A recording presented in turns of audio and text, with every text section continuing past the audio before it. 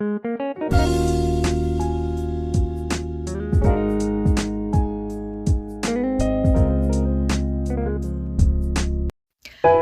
Friends, welcome to craft loop. ഇന്ന് നമ്മൾ ഒരു വാൾ ഡെക്കോറാണ് ഉണ്ടാക്കാൻ പോകുന്നത് കേട്ടോ.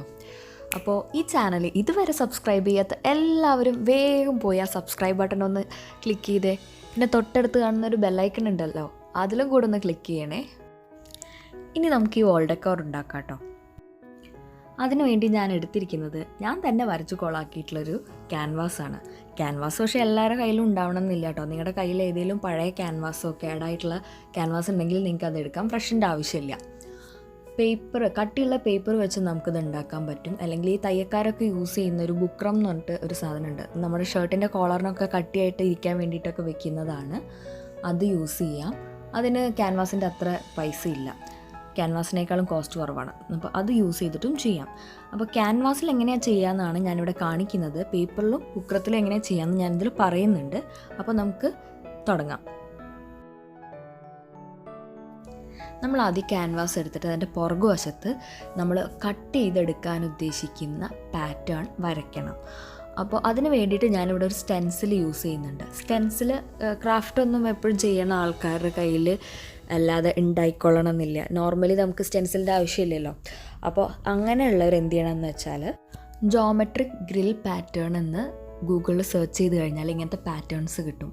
അത് ഡൗൺലോഡ് ചെയ്യുക, പ്രിൻ്റ് എടുക്കുക, എന്നിട്ട് നമ്മുടെ ക്യാൻവാസിൻ്റെ പുറകിലേക്ക് കോപ്പി ചെയ്യുക.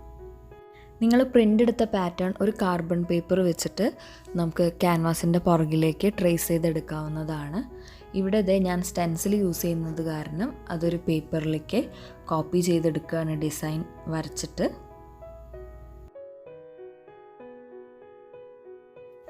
നമ്മുടെ ഡിസൈന് ഞാൻ സ്റ്റെൻസിൽ വെച്ച് വരച്ചെടുത്തിട്ടുണ്ട്.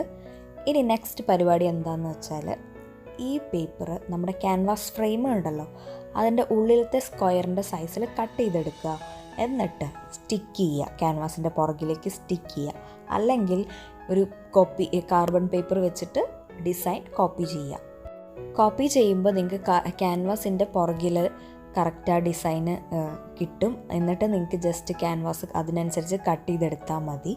എനിക്ക് മെഷർ ചെയ്ത് കട്ട് ചെയ്യാനൊക്കെ ഇച്ചിരി മടിയായതുകൊണ്ട് ഞാൻ ഈ പേപ്പർ ഉണ്ടല്ലോ ആ ഫ്രെയിമിൻ്റെ ഉള്ളിലേക്ക് ഇറക്കി വെക്കുകയാണ്. ഇറക്കി വെച്ചിട്ട് ഇപ്പോൾ നമ്മുടെ ഈ ഡിസൈൻ നിങ്ങൾക്ക് കാണാമല്ലോ, ആ ഡിസൈനിൻ്റെ മേലെ കൂടെ ഒരു നൈഫ് വെച്ച് കട്ട് ചെയ്തെടുക്കും. ഓക്കെ, അപ്പോൾ അത് നിങ്ങൾക്ക് കാണാം. കട്ട് ചെയ്യുമ്പോൾ അടിയിലൊരു വുഡൻ ബോർഡോ അങ്ങനെ എന്തെങ്കിലും വെച്ച് കട്ട് ചെയ്യാം കേട്ടോ. ടേബിൾ ക്ലോത്തിൻ്റെ മേലെയൊക്കെ വെച്ചിട്ട് കട്ട് ചെയ്തിട്ടുണ്ടെങ്കിൽ ടേബിൾ ക്ലോത്ത് കീറിപ്പോവും.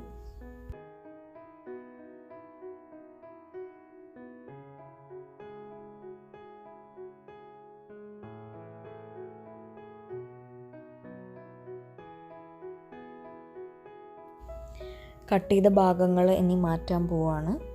അതെനിക്ക് ഭയങ്കര ഇഷ്ടമുള്ള പരിപാടിയാണ് കേട്ടോ.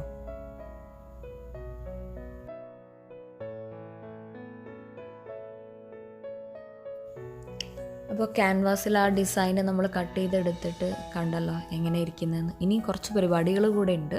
അപ്പോൾ ഇത് നിങ്ങൾ പേപ്പറിലാണ് ചെയ്യുന്നതെങ്കിൽ അല്ലെങ്കിൽ ബുക്രത്തിലാണ് ചെയ്യുന്നതെങ്കിൽ ഈ ഡിസൈൻ നിങ്ങൾ പേപ്പറിൽ കട്ട് ചെയ്തെടുത്തതിന് ശേഷം ഈ ക്യാൻവാസിനാവുമ്പോൾ ഒരു വുഡൻ ഫ്രെയിം ഉണ്ട് അല്ലേ, അപ്പോൾ അതിന് പകരം പേപ്പറിൽ നമ്മൾ ചെയ്യുമ്പോൾ കാർഡ്ബോർഡ് ഉണ്ടല്ലോ, ഒരു ഫ്രെയിം പോലെ കട്ട് ചെയ്തെടുക്കുക സ്ക്വയറിൽ.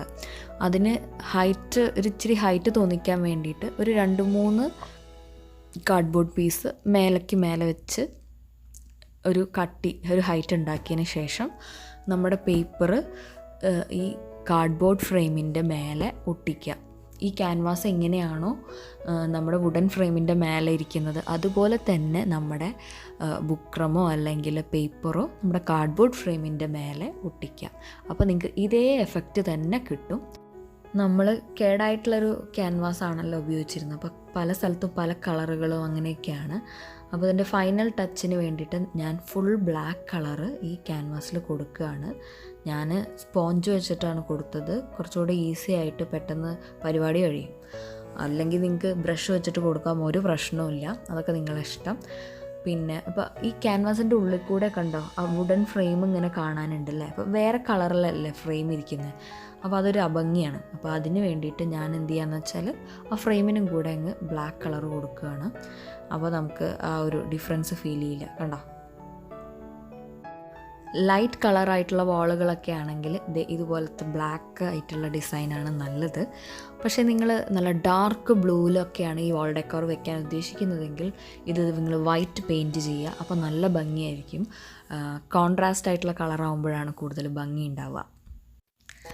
നമ്മുടെ വാൾ ഡെക്കോർ ഫിനിഷ് ആയിട്ടുണ്ട്. ഇനി ഈ പെയിൻറ്റ് ഡ്രൈ ആയിട്ട് ഇത് വാളിൽ ഹാങ് ചെയ്താൽ മാത്രം മതി. ഞാനിപ്പോൾ താമസിക്കുന്ന വീട്ടിലുണ്ടല്ലോ, ഇതുപോലൊരു വലിയ ഡിസൈൻ ആരോ ചെയ്തു വെച്ചത് കണ്ടിട്ടാണ് ഞാൻ ഈ കുഞ്ഞ് പാറ്റേൺ ചെയ്ത് നോക്കിയത്. വലിയ പാറ്റേണിൽ അവർ ചെയ്തത് കണ്ടോ. ഇത് നിങ്ങൾക്ക് വലിയ വലിയ ക്യാൻവാസിലും ചെയ്യാവുന്നതാണ്. നിങ്ങൾക്കിത് ഇഷ്ടമായി എന്ന് വിചാരിക്കും. ഇഷ്ടമായിട്ടുണ്ടെങ്കിൽ തീർച്ചയായിട്ടും ഈ വീഡിയോയ്ക്ക് ലൈക്ക് ചെയ്യുക, കമൻറ്റ് ചെയ്യുക. ഇഷ്ടപ്പെട്ടില്ലെങ്കിൽ ഡിസ്ലൈക്ക് ചെയ്യുക. എന്തെങ്കിലും സജഷൻസ് ഉണ്ടെങ്കിൽ കമൻറ്റ് ചെയ്യുക. തീർച്ചയായിട്ടും അടുത്ത വീഡിയോയിൽ നമ്മൾ ഇമ്പ്രൂവ് ചെയ്യാൻ ശ്രമിക്കുന്നതാണ്. അപ്പോൾ എല്ലാവരും സബ്സ്ക്രൈബ് ചെയ്യണേ, മറക്കരുത്. Thanks for watching. എല്ലാവരും സ്റ്റേ ഹാപ്പി.